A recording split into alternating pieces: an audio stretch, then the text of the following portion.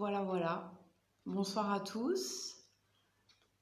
C'est le moment d'un petit moment entre nous, un moment simple pour parler du stage qui aura lieu dans les Vosges du vendredi 29 août jusqu'au dimanche 1er septembre. Je voulais faire un Facebook Live parce que j'avais reçu pas mal de commentaires, de messages privés pour savoir exactement comment ça allait se passer, qu'est-ce qui allait se dire. Finalement, c'est quoi le féminin intérieur? Je parle de rituels, etc. dans mon événement. Ça interroge. Donc du coup, je voulais faire la vidéo pour vous expliquer un peu en quoi ça consistera. Et du coup, je vous avais demandé il y a 2 jours, j'avais fait un message autant sur ma page Facebook que sur ma page Instagram, sur ma story, de vous demander si vous aviez des questions à me poser par rapport à ça. Et il y a plusieurs internautes et abonnés qui m'ont répondu. Donc du coup, j'ai quelques questions auxquelles je vais répondre. Je vais laisser un petit peu les gens arriver. Je pensais que l'heure était convenable. Je pense que les frontaliers sont rentrés à l'heure-là. Donc je pense que Jennifer aussi va se connecter. Donc Jennifer, c'est la fille qui va faire avec moi le stage qui se joindra à nous le samedi. Euh, et donc elle se connectera et on l'invitera certainement sur le Facebook Live aussi. C'est une fille que j'avais rencontrée quand j'avais été en début d'année dans une retraite zen où j'avais été passer 3 jours là-bas. Alors, forcément, on n'avait pas pu beaucoup discuter parce que passer 16 heures dans le silence par jour, ça laisse pas beaucoup de portes pour bien se connaître. Mais en tout cas, c'était vraiment une belle rencontre, une rencontre d'âme à âme et on avait très vite lié un contact. On a gardé contact après. Et finalement, c'est par la suite qu'on s'est rendu compte qu'on avait énormément de points communs et qu'on était complémentaires sur beaucoup de choses. Donc elle est sur Strasbourg et elle est prof de yoga, entre autres. De toute façon, je vous ai laissé le site, son site internet sur l'événement. Je le remettrai aussi pour vous montrer un peu qui elle est et ce qu'elle nous proposera du coup pendant ces 2 jours. Donc finalement, on va commencer. Donc finalement, pourquoi le féminin? Alors ça, c'est la question qui est revenue. Alors moi, mais parce que je gravite dedans, j'ai l'impression que c'est quelque chose qui est connu et que tout le monde... Mais en fait, non. Non. Féminin, masculin, bah, c'est des parts de nous. Euh, on vient tous d'un homme et d'une femme. On a été créés par un homme et une femme. Donc on a tous en nous des polarités masculines et féminines. On connaît aussi le symbole du Tao, le yin et le yang.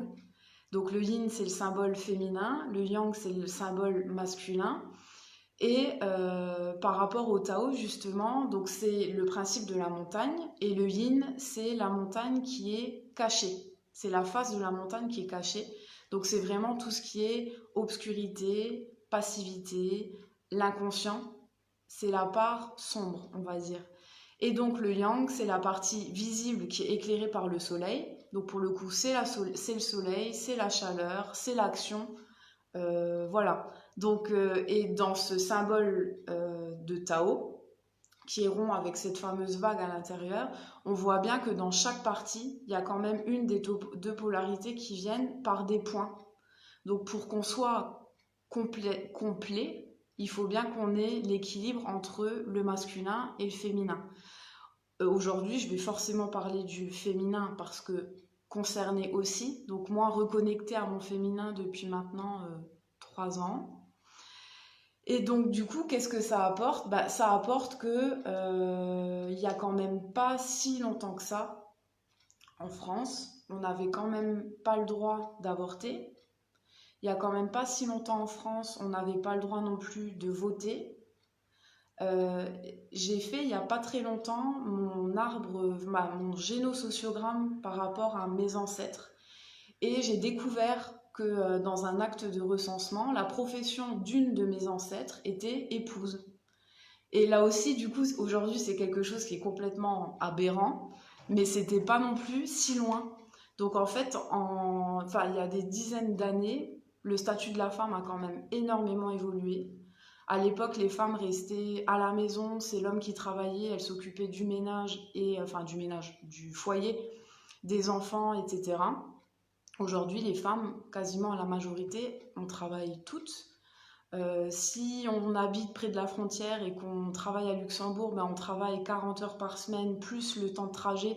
Donc ça fait des semaines, des journées qui sont hyper chargées, hyper compliquées. Et du coup, on a un peu perdu notre place et quelle place se trouver. Donc face à des hommes qui sont quand même assez puissants, même dans le collectif, bah, il a fallu se positionner et certaines fois on s'est positionné un peu dans le dur. Donc ce qui amène aussi des femmes qui peuvent être assez dans la domination, le pouvoir à tout prix, il faut qu'on fasse de la place, quoi. Il faut qu'on gagne notre place à tout prix. Donc ça peut amener des côtés qui sont parfois durs, ça peut amener des côtés où la femme est vue comme une ultra perfectionniste, la Wonder Woman qui veut tout péter, etc. Ou au contraire, vous avez des statuts de victime. Où, ben, oui, mais c'est pas de ma faute, oui, mais regardez comment je me fais traiter, oui, mais si, oui, mais ça. Donc en général, chez les femmes, vous avez ces deux côtés. Le côté un peu guerrière Amazon et le côté victime passive. Et donc l'objectif, c'est vraiment de reconnecter bah, toute cette partie-là par rapport au féminin. Donc en soi, il n'y a y a rien de fou, il n'y a rien de bizarre à reconnecter son féminin en tant que femme. Et je trouve même qu'en fait, c'est simplement la base. Donc ça, c'est déjà la première question qu'on m'avait posée. Pourquoi? Donc ça, voilà, ça va être ma réponse. Et dans un deuxième temps, bah, je vais vous détailler un peu le programme de ce qui va se passer directement dans le stage. En fait, le programme, il va se passer en trois parties. La première partie, ce sera la femme et sa nature cyclique. La deuxième partie, c'est la femme et sa nature créative. Et la troisième partie, c'est la femme et sa nature aimante. Donc pour le coup, première partie, nature cyclique. Et là aussi, pour ceux qui me suivent, qui me connaissent, etc., ils savent à quel point je suis reliée avec les lunes. Alors on me dit toujours, oui, mais toi, Émilie, avec tes lunes, oui, mais en même temps, c'est pas si déconnant que ça. Parce que, en fait, déjà, les premiers calendriers qui ont été réalisés, ils se basaient par rapport aux lunes. Euh, je viens d'une famille d'agriculteurs. Mon grand-père, depuis toute petite, je l'entendais dire qu'il plantait ses légumes par rapport aux lunes. Il avait déjà eu ça en transmission de ses parents. Donc c'est quelque chose qui est connu. On est quand même composé à plus de 60% d'eau. Bah, les lunes, elles régissent quand même tout ce qui est marée dans les mers, les océans, etc. Donc pourquoi il n'y aurait aucune influence sur nous?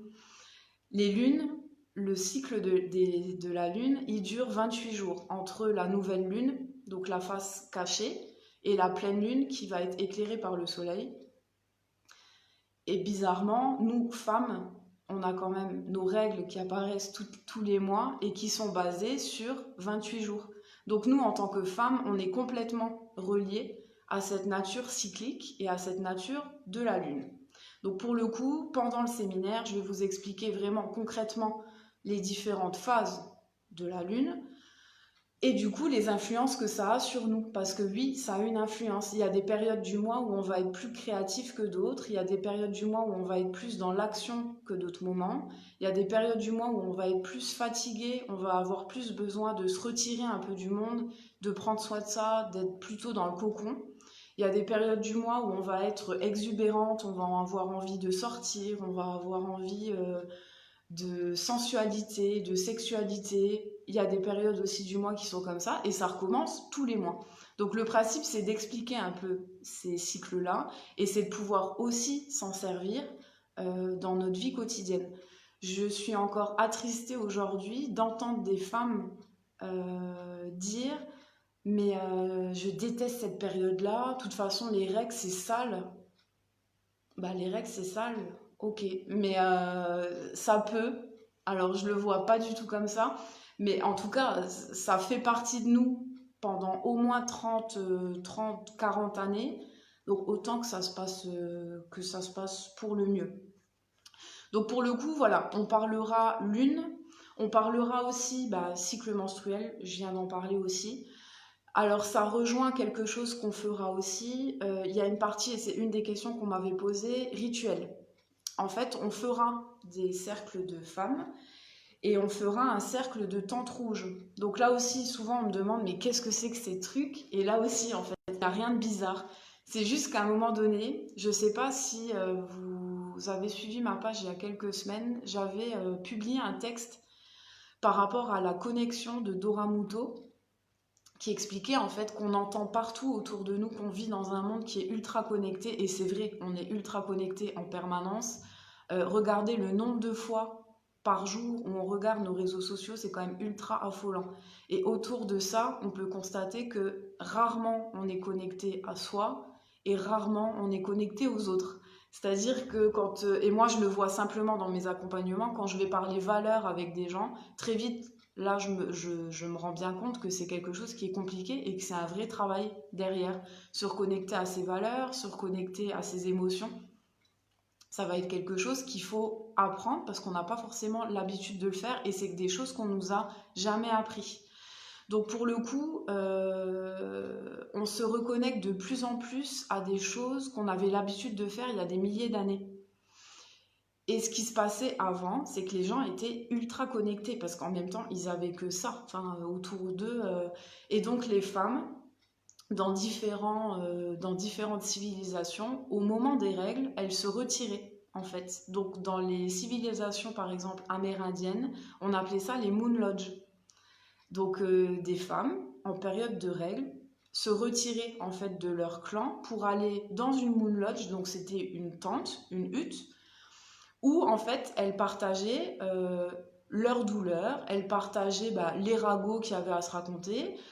Dans cette Moon Lodge, elles donnaient naissance aussi, elles accouchaient. Elles se racontaient ce qui se passait, s'il y avait des fausses couches ou des choses comme ça. C'est tout ce qui se passait entre femmes dans leur vie de femme se passait dans les Moon Lodge. C'était là qu'elles se ressoudaient. Ça existait également, il y a des traces des tentes rouges, comme on appelle ça, dans l'Ancien Testament. Dans l'Ancien Testament, il y a des traces aussi de femmes qui se retiraient pendant leur période de règles pour rester entre elles. Donc c'est absolument pas quelque chose qui est bizarre ou c'est pas du tout un effet de mode. C'est simplement que ça a toujours existé depuis des milliers d'années, mais qu'on s'était absolument complètement déconnecté de ça et qu'aujourd'hui je trouve essentiel de se reconnecter à ça. Donc on se reconnectera entre nous, entre femmes aussi, et je parlerai parce que du coup j'ai des hommes qui m'ont écrit pour savoir pourquoi ils participeraient pas au stage, donc j'en parle à la fin parce que ça a aussi une raison. Donc voilà, ça on va dire que c'est pour la première partie, donc tout ce qui est lune, cycle menstruel. Et on parlera aussi du coup du cycle vie, mort, vie. Souvent, j'ai affaire à des gens dans les accompagnements qui ont énormément peur du changement. C'est quelque chose qui est très très mal vécu, et alors qu'en fait, ça fait simplement partie de la vie. Le meilleur exemple que je peux vous donner, c'est la nature. En hiver, on a l'impression que les arbres sont morts, il n'y a aucune feuille ou quoi que ce soit. Dès le printemps, et à chaque printemps, c'est la même chose. C'est pas comme si des années, il ne se passe rien. Chaque printemps, ça revient. Et l'été refait fleurir tout ça, etc. Enfin, c'est quand même magnifique. Si dans la nature, c'est comme ça, là encore, pourquoi on serait tellement arrogant de dire que ça existe que dans la nature et pas pour nous? Donc, on connaît tous des cycles de vie, mort, mais la vie, elle reprend toujours le chemin. Une rupture amoureuse, vous n'allez pas passer toute votre vie toute seule tout le temps. Vous allez à un moment donné rencontrer quelqu'un qui fera que vous aurez à nouveau le palpitant et des émotions, les sentiments, etc. Un travail que vous perdez, vous n'allez pas rester au chômage toute votre vie. Un travail, vous allez à nouveau en trouver un. Et ça se vérifie sur tout autour de vous. Les cycles, c'est ça. Donc là aussi, en fait, parce que ça fait complètement partie du coup de ce cycle de femmes. Et surtout nous, les femmes, on est beaucoup plus connectées à ça par rapport à tout ce que je vous ai expliqué avant. Donc déjà là, ça va être la première journée, donc il va déjà se passer beaucoup de choses. La deuxième journée, c'est vraiment de se reconnecter à sa nature créative. Alors sa nature créative, pour le coup, on est toutes à la base créatives. C'est juste que dans nos vies de fous actuellement, bah, cette notion de créativité, on la perd. Moi, je sais qu'avant, quand je travaillais bah, mes 40 heures par semaine et que j'avais mes trucs de travail, enfin mon trajet à faire, la créativité, j'en avais pas forcément. Depuis maintenant que je me suis mis à mon compte, que ma qualité de vie a changé, etc., bah, honnêtement, tous les jours, j'écris. J'ai des idées qui viennent beaucoup plus facilement qu'elles étaient là avant. Et je pense que simplement parce que je me suis simplement reconnectée à ma source, en fait. Donc, créative, je le suis maintenant beaucoup plus. Donc là, on travaillera par rapport à ça. Qui dit créativité dit aussi intuition. Et en tant que femme, souvent, je peux entendre, mais de toute façon, je le savais. Je me suis pris le mur, mais depuis le début, je sentais quelque chose. Mais on a tendance à pas lui faire confiance, parce que là aussi, c'est des choses qu'on nous a pas appris. On nous a pas appris à faire confiance à quelque chose qui n'existait pas. Il y a un dicton comme ça, tu vois ce que tu crois ce que tu vois, c'est Saint Thomas. J'ai souvent entendu ça. Alors qu'en fait, bah, je suis pas forcément d'accord avec ça. Et l'intuition, c'est un superbe outil aussi. Une fois qu'on est connecté à ça, l'intuition peut passer également par les rêves. Enfin, il y a plein de choses qui peuvent se faire. Donc la nature créative, c'est quelque chose qu'on peut vraiment réveiller. La nature créative, ça peut être aussi se reconnecter à la nature. Et en ça, Jennifer, dont j'ai parlé au début, et qui nous voit là parce que je vois qu'elle est connectée, nous aidera aussi parce que pour le coup, on ira faire une randonnée, mais qui sera à la portée de tout le monde, méditative, où on ira se reconnecter directement avec les éléments. Donc ça fait aussi partie du programme. On fera aussi un énorme jeu sous forme de dessin. Alors, il n'y aura pas forcément besoin de savoir dessiner. Je suis la première à dire que je ne sais pas dessiner. Donc, on n'est pas là pour se juger, se noter, quoi que ce soit. Mais du coup, ça fera forcément appel à votre inconscient aussi. Et il y a forcément des choses qui vont se débloquer en rapport avec ça. Donc ça, c'est prévu pour la deuxième journée. Et la troisième journée, c'est vraiment la femme et sa nature aimante. Et pourquoi c'était important pour moi de faire cette partie-là, c'est qu'aujourd'hui, je trouve dommage, j'entends souvent les femmes entre nous être hyper dans la compétition, hyper dans la jalousie. Il faut que je fasse mieux qu'elle, mais pourquoi j'ai moins et pourquoi elle fait plus que moi et pourquoi elle fait moins que moi. Et regarde comme elle est habillée, oui, mais de toute façon, la vie qu'elle a. On est tout le temps en train de juger tout le monde comme ça, enfin, alors que on pourrait toutes enfin, être reliées et puis se connecter, etc.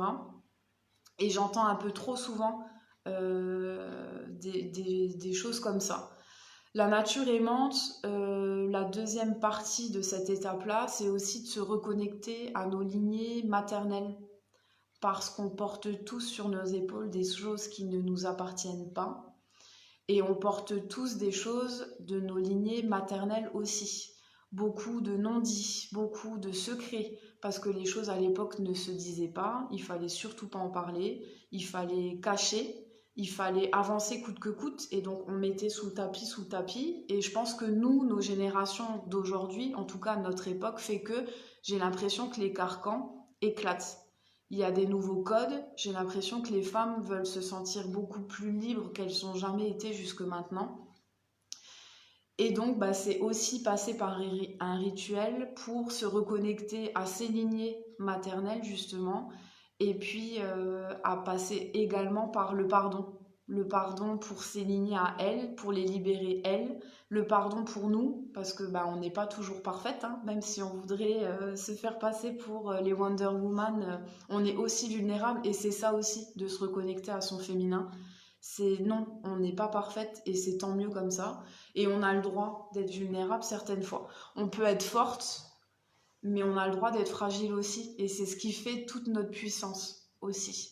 Donc voilà, je trouve, et ça, ce sera pour le coup un très très beau moment. Je pense qu'il sera assez émouvant. Donc ça, je le réserve pour le dernier jour.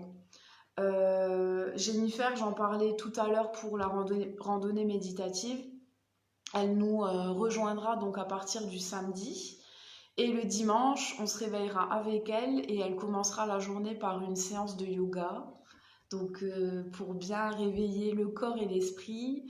Elle m'accompagnera aussi lors d'un rituel, mais j'en parle pas plus au niveau de ce qu'on fera dans ce rituel-là.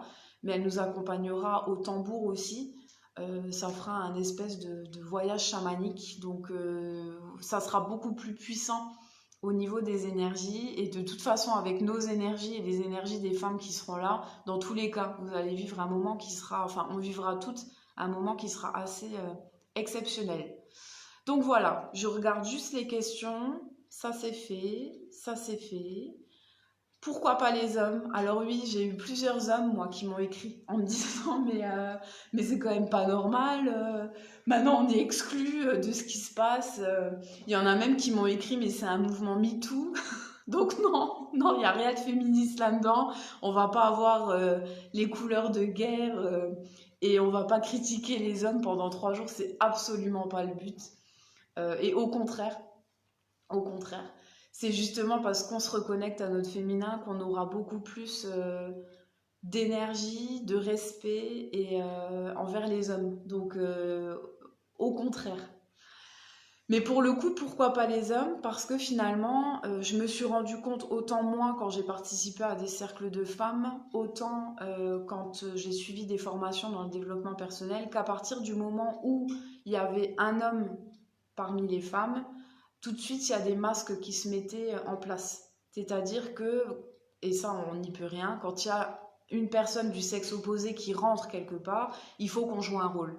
Donc c'est soit le rôle de la séduction, on va un peu minauder, ou soit on va pas parler de ce qu'on aimerait parler. Soit on garde les émotions pour soi et on va se retenir. Et le but de ces 3 jours, c'est absolument pas de se retenir sur quoi que ce soit, c'est simplement d'être authentique et de rester entre nous. L'exemple que je donne souvent, c'est il n'y a qu'à regarder les moments où on est qu'entre femmes, quand on boit le café ou quand on se voit entre nous, et comme ça papote, et comme on n'a aucun problème avec ça, comme on peut pleurer aussi des fois ou raconter des trucs sur notre sexualité ou quoi, et à partir du moment où il y a un homme qui rentre, voilà, on a déjà toutes vécu ça, et ben voilà, c'est exactement ce que je veux pas vivre en stage, parce qu'en plus, on va forcément toucher à des cordes sensibles au niveau de notre inconscient, de notre famille, etc. Donc j'ai pas forcément envie de gâcher entre guillemets le moment avec des jeux de rôle qui se mettent en place parce que voilà, il y a des hommes dans le cercle. Donc voilà, l'objectif c'est qu'on soit entre nous, c'est qu'on soit libre, c'est qu'on se sente bien. Et pour les hommes, j'ai en tête de faire également un stage qui sera uniquement pour eux, parce que je suis en discussion avec un homme en France qui organise des cercles d'hommes, et donc pour les reconnecter à leur masculin sacré. Parce qu'on parle beaucoup des femmes et la place des femmes, etc. Et il y a de quoi faire, je suis complètement d'accord. Mais il y a aussi de quoi faire avec les hommes, parce que j'ai l'impression, et je le vois aussi de plus en plus, que ce soit dans mes accompagnements ou dans ma vie, que la place des hommes aujourd'hui, c'est aussi compliqué. Je suis pas sûre que j'aimerais être un homme aujourd'hui à cette époque, ou en tout cas un homme conscient, mais ça doit être compliqué aussi pour eux de trouver leur place. Et donc, je compte aussi organiser ça, mais ce sera plus pour fin de cette année. Le principe, je ne sais pas trop encore comment on va faire parce qu'on est en pleine discussion avec cette personne-là.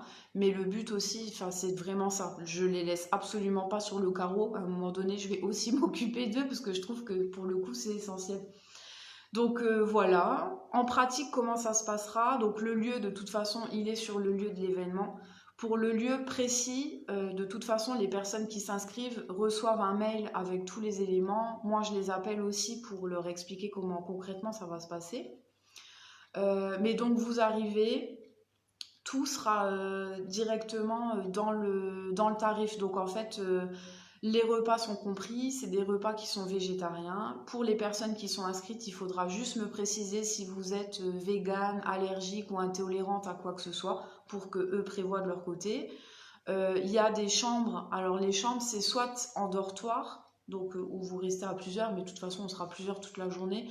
Il me semble qu'il y a 2 chambres individuelles. Donc voilà, faudra s'arranger après directement sur place. Et il y a des collations qui seront offertes toute la journée. Donc vous manquerez absolument de rien pendant 3 jours. Il y a absolument tout qui est compris par rapport à ça. Et voilà, j'ai fait le tour. J'espère avoir pas été trop longue. J'ai fait le tour de toutes vos questions. Je pense avoir fait le tour aussi de toutes les explications.